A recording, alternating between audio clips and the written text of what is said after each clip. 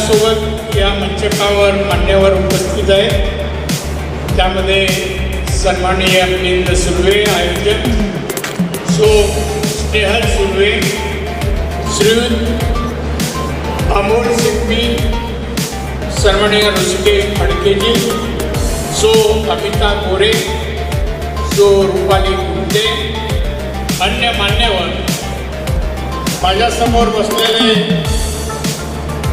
सर्व तरुण व अन्य आर्किटेक्ट, विविध क्षेत्रातील उद्योजक, व्यावसायिक, मान्यवर बंधू भगिनींनो आणि मित्र, आज एक वेगळ्या विषयासाठी वेगळ्या क्षेत्रातल्या लोकांना, आर्किटेक्टना भेटायचं योग आला तर या मंडळींमुळे इथे येण्यापूर्वी काय गप्पा मारत होतो माझ्या जीवनात जे भेटलेले काही आर्किटेक्ट आणि त्यांची कला जे मी अवगत केली, पाहिली,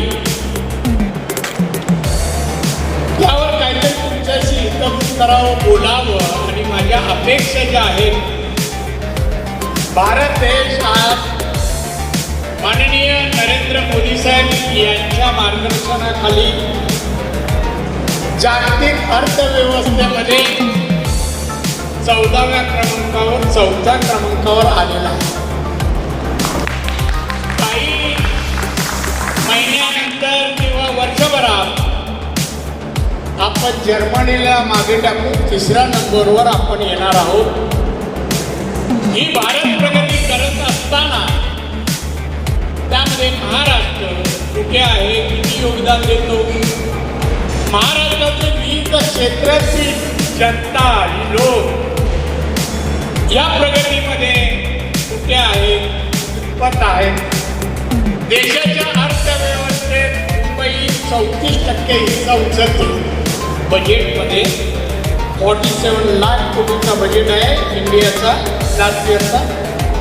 त्यामुळे 34% हिस्सा महाराष्ट्र, मुंबई उचलते. पण त्यात आमच्या आर्किटेक्ट लोकांचं योगदान किती असं मला विचारावंसं वाटतं. मी तुम्हाला उत्तर मागणार नाही, पण ते कुठेतरी अन्य क्षेत्रातील उद्योजक, अन्य क्षेत्रातील पेशातील लोक आणि आर्किटेक्ट आमचे, आता ही सुंदर इमारतीत पण आपण बसलेलो आहोत. इमारत सुंदर जरी सगळे त्याचं कौतुक करतात, पण त्याचा आर्किटेक्ट कोण आणि त्याचं कौतुक होत नाही असं मला वाटतं. वो देती है और उनको मार्केटिंग के लिए आर्थिक मदद करती है. अब जो उद्योग करेंगे उसके भी पैसे देती है मार्केटिंग के लिए, और फॉरेन में अपने ये करना है, एक्सपोर्ट करना है, उसके लिए भी मदद है. सभी से मगर वहाँ तक पहुँचना चाहिए.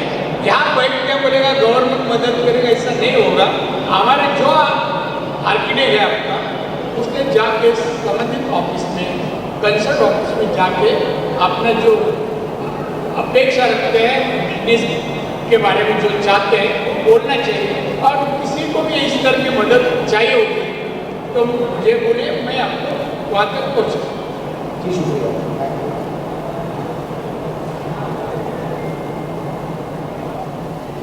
सर, माझं नाव दीपक पवार, खेळ दापोली. माझा स्पेसिफिक प्रश्न तुम्हाला आहे. तुम्ही महाराष्ट्रामध्ये उद्योग क्षेत्रामध्ये आणि महाराष्ट्र वाढत फार मोठं काम केलं आहे आणि कोकणातल्या, मी स्पेसिफिक म्हणतो आहे, कोकणातल्या अनेक क्षेत्रातल्या तळलेलं पाणी स्वतंत्र काळापासून आजपर्यंत भारताला मोठं योगदान दिलं आहे. तर आत्ता ही जी घटना होती आजची आर्किटेक्ट, तर कोकणातल्या एकूण आंतरराष्ट्रीय विकासाच्या अनुषंगाने आर्किटेक्टकडे तुम्ही कसे पाहता? कोकणातल्या जगातल्या नकाशा कोकण जे आहे त्याचा विकास व्हायला पाहिजे, निसर्ग पण राखला पाहिजे. तर आर्किटेक्ट हे कोकणामध्ये प्रगती दृष्टिकोनातून आंतरराष्ट्रीय लेवलला कुठल्या पद्धतीने काम करू शकतील किंवा करतील, ही आपली काय अपेक्षा? कोकणाच्या विकासाचं नियोजनबद्ध आखणी झालेली आहे. इन्फ्रास्ट्रक्चर तुम्ही सिंधुदुर्ग जिल्ह्यात या रोड 100% डांबरी आणि सिमेंट, रेल्वे, विमानतळ आणि आता बोट पण सुरू होते. वाहतूक व्यवस्था चांगली, शैक्षणिक दर्जा चांगला. 10वी-12वीचा रिझल्ट बघा, मेरिटमध्ये 8-10 मुलं सातत्याने पहिले घेऊन अगदी 99.99 मार्क मिळवणारे स्टुडंट आमच्या कोकणात आहेत. त्यामुळे बुद्धिमत्ता म्हणजे कोकण असं आम्ही समीकरण समजतो, कारण माशाने भात खातात. त्यामुळे आम्ही परदेशी, आता माझा जो प्लॅन आहे तो मी दोडा मार्गमध्ये, जो मोफा एअरपोर्टच्या जवळ आहे तालुका, तिथे मी एक 1400 एकर जागा राखून ठेवली आहे. आणि मी अदानी जिंदाल यांच्याशी बोलतोय. तिथे मी 500 ते 1000 कंपन्या याव्या, 1 लाख किमान रोजगार तयार करावा, म्हणजे आमची सिंधुदुर्ग रत्नागिरी कोकणात शिकलेल्या तरुणांना ते जॉब मिळावा, चांगला मिळावा, यासाठी माझे ते प्रयत्न आहे. जगातली जे प्रगती साधन आहे, सिंधुदुर्ग टुरिझम आहे. मी सिंगापूरला जी प्रगती झाली टुरिझमच्या माध्यमातून, तो पॅटर्न मी वापरून समुद्र किनारा सिंधुदुर्गला 121 किलोमीटरचा आहे. तिथे मी मोठ्या प्रमाणामध्ये सिंगापूरची जी त्याच कंपन्यांना आणायचे माझे प्रयत्न. आणि 5 वर्षांनी सिंधुदुर्गाची पर कॅपिटा इन्कम आज 2,60,000, महाराष्ट्र 2.5 आहे. आम्ही पुढे आहोत आणि पुढच्या 5 वर्षात आम्ही 4 लाखाच्या पुढे जाऊ, एवढे या प्लॅनिंग आहे. महिलांसाठी पण उद्योग मी तिकडे चालू केले, महिला उद्योग.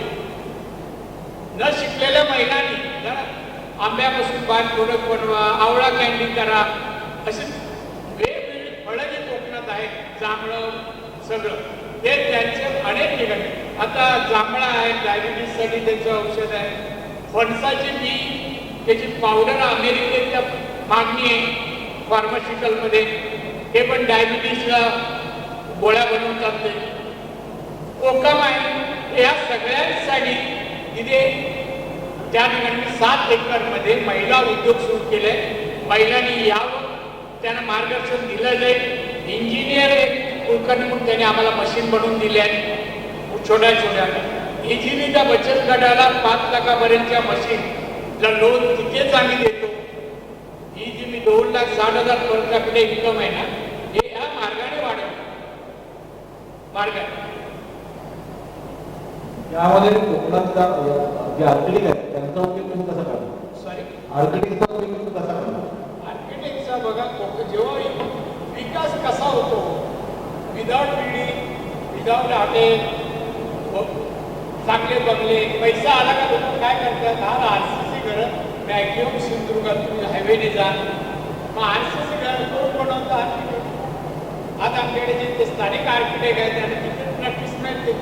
आम्हाला पुणा आणि कोल्हापूरच्या आर्किटेक्टला बोलवावं लागत नाही, कन्सल्ट करतो आम्ही मोठे प्रोजेक्ट आहे. आता हॉटेल 5 स्टार वेंगुर्ला एका तालुक्यात येत आहे समुद्र किनारी. अशा अनेक गोष्टी. त्यामुळे आर्किटेक्टला तिथे संधी आहे. पण काय आहे, तरुण आर्किटेक्ट कोकणात जाऊन प्रॅक्टिस करण्याची इच्छा व्हायची. कारण ते ग्रामीण भाग येतो, सगळ्यांना मुंबई पाहिजे. मुंबईत बसून जर एखादं डायरेक्ट केलं तर त्यांची समज आहे ते जास्त आकर्षित दिसतं. आमची समज पूर्ती आहे. कोकणातल्या शुद्ध हवेत वातावरणात येऊन जे काय तुम्ही कला दाखवा त्याचं कौतुकच. अजून कोण आहे का मीडिया?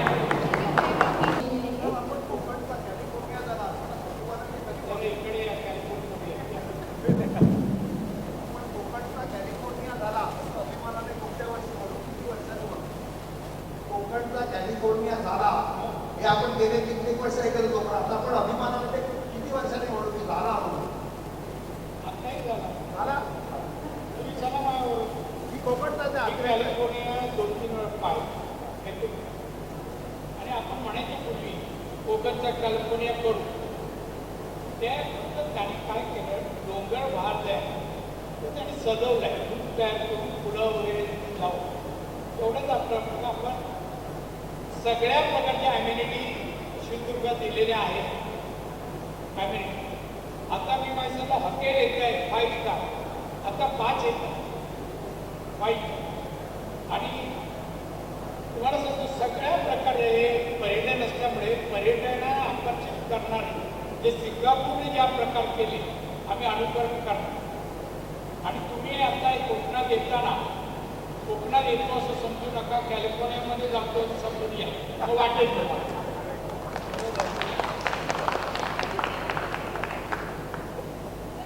बरोबर. कौन से कंपनीज ने यहाँ पे आके एक्सप्लेन किया है और कैसे चल रहा है सुबह से सेशन, और ख़ास करके नारायण राणी जी ने क्या कहा कॉन्क्लेव के बारे में और आर्किटेक्चर कम्युनिटी के बारे में. सेशन तो बहुत ज़ोर शोर से चल रहा है.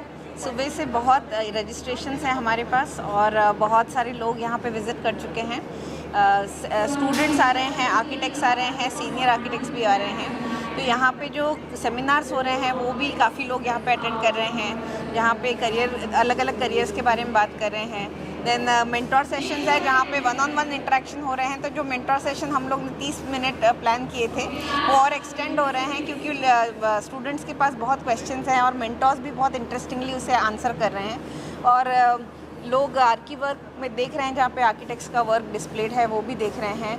यहाँ पे जॉब्स के लिए अप्लाई कर रहे हैं लोग, फर्म्स के बारे में पूछ रहे हैं. सो बहुत बज़ है, बहुत हलचल है, बहुत लोग इंटरेक्शन कर रहे हैं. तो हम देख रहे हैं कि हर जगह लोग पार्टिसिपेट कर रहे हैं. So we are getting very good response about it. So सुबह से अब तक मेरे ख्याल से 350-400 के और ऊपर लोग आ चुके हैं. Students, young architects, senior architects, employers, ये सारे लोग यहाँ पर हैं. फर्स्ट टाइम है तो किसी को सवाल थे ये कैसे होगा, क्या होगा, तो हम सब देख रहे हैं. अलग अलग वेज में डिस्कशन चल रहा है. नारायण राणी सर आए थे for inauguration. It was a great opportunity क्योंकि उन्होंने काफ़ी सोशल वर्क किया है, जहाँ पर प्रोजेक्ट्स उन्होंने खुद के बनाए हैं, गवर्नमेंट के बनाए हैं. और उनका जो इंसाइट था कि आर्किटेक्ट्स को अपने प्रैक्टिस के बियॉन्ड बिजनेस में भी जाना चाहिए और जो एरियाज़ थोड़े पिछड़े हुए हैं डेवलपमेंट में उसमें भी कंट्रीब्यूट करना चाहिए, वो अच्छा इनपुट था.